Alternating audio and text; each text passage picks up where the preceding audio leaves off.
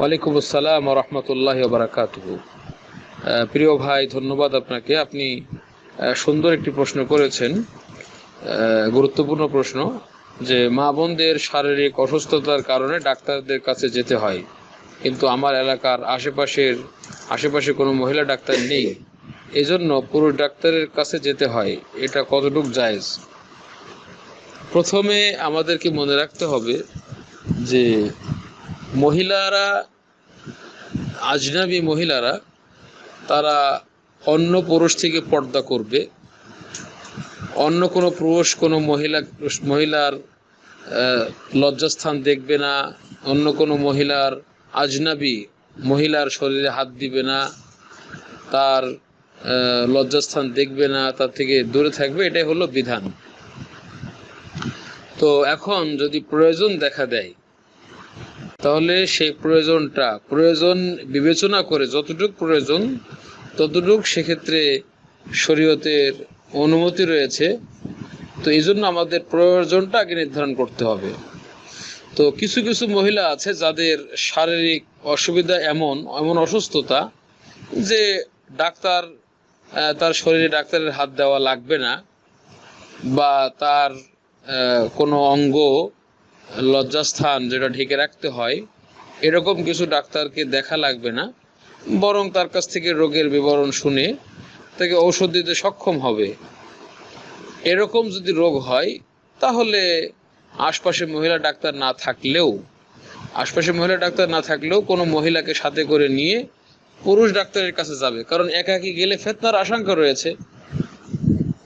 যদি সে ডাক্তারের চেম্বারে একাকী ঢোকে কোনো মহিলা, এটা ফিতনা রয়েছে। যেখানে হাদিসে বলা হয়েছে কোনো মহিলা কোনো পুরুষের সাথে একাকী থাকলে সেখানে শয়তান তৃতীয় জন থাকে।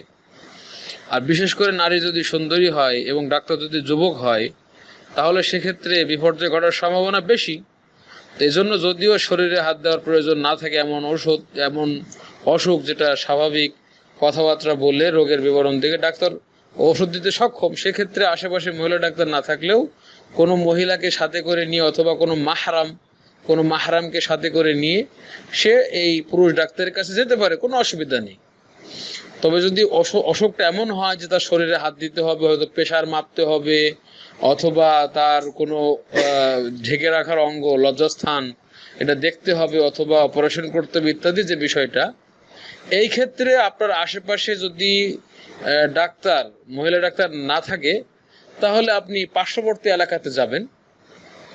কারণ যেহেতু পাওয়া যাচ্ছে, এমনটা না যে নাই, একটু কষ্ট হবে, কিন্তু সেই কষ্টটুকুর বিনিময়ে অন্তত তার পর্দার বিষয়টা মেইনটেইন হচ্ছে।